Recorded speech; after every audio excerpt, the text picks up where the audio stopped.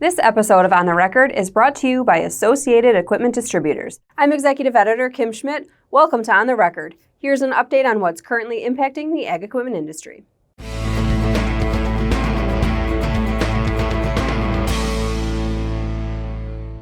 During Ag Equipment Intelligence's 2025 executive briefing, December 10th and 11th, Mark Johnson, principal with Pinion, provided an economic outlook for the ag equipment industry.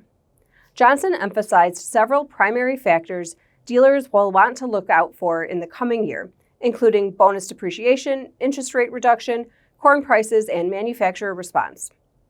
I think there's a few things that they need to be looking for, and if they happen, things will go well, and if they don't, they'll be challenging. I think that the things that we need to watch for are, what does the government do with bonus depreciation, and that could actually be fixed in the lame duck session of Congress here. We've heard rumors of that. So if we get back to a bonus depreciation fix that's 100%. Everybody's going to be excited to buy equipment again and get that write-off that farmers so desire. That's a key one.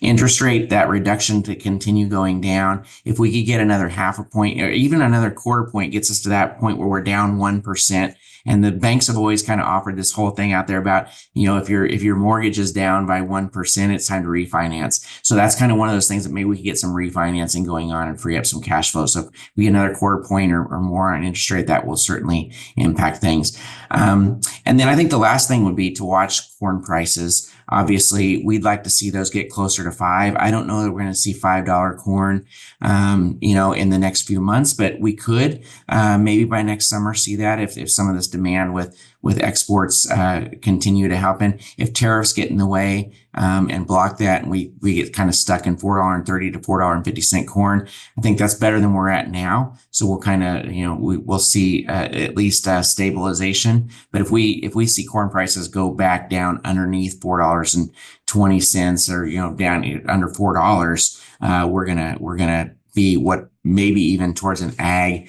economic recession if we keep seeing corn prices there. I'm hopeful that corn prices are going to increase, but I don't know that we're going to get back to $5. Those are really the three big things that are going to impact our dealers.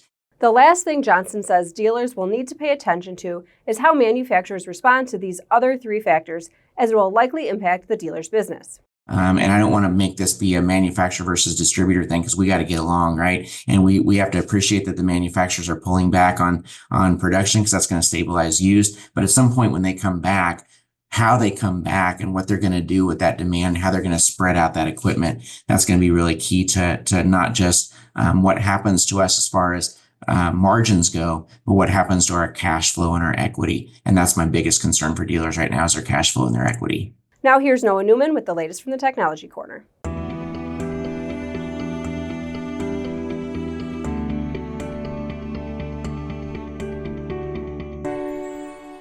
Thank you very much, Kim.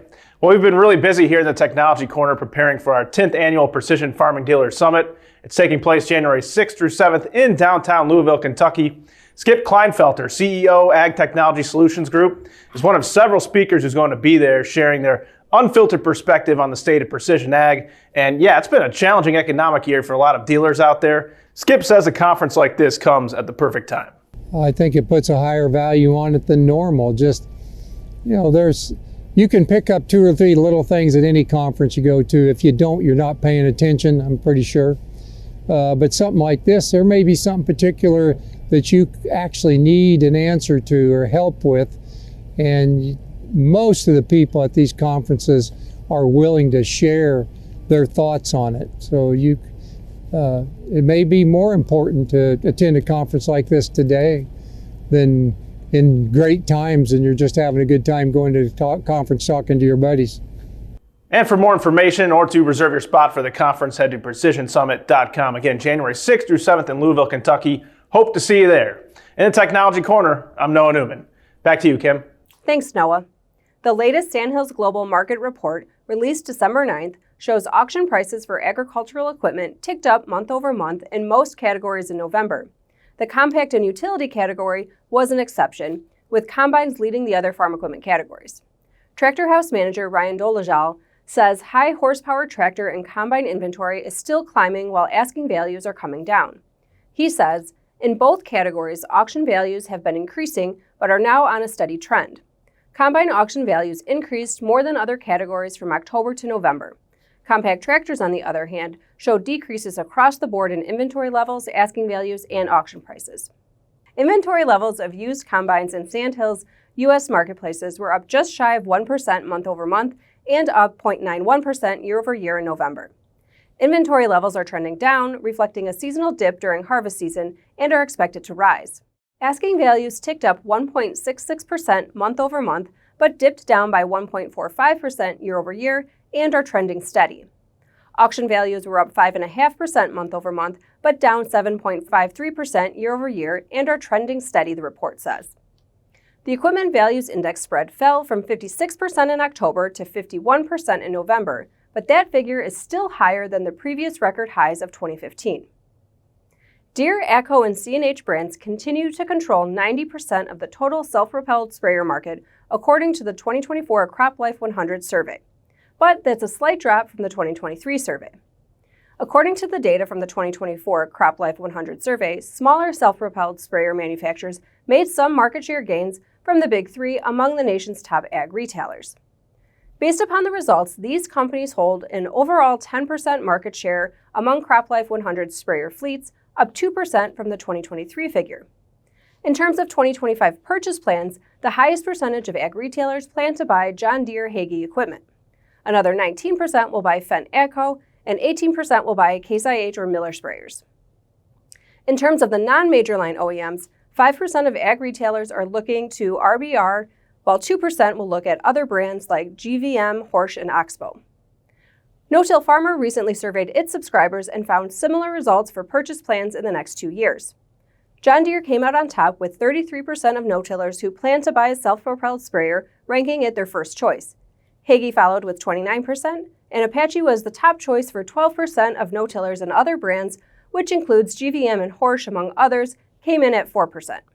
This week's DataPoint is brought to you by the Precision Farming Dealer Summit, January 6th and 7th in Louisville, Kentucky. Visit precisionsummit.com to learn more and to register.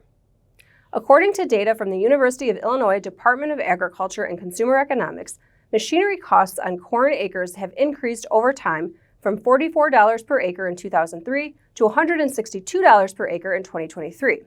The rate of increase in machinery costs follows returns.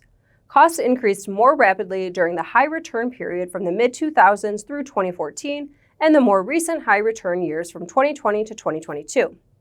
Machinery costs have also increased in terms of their share of total land costs.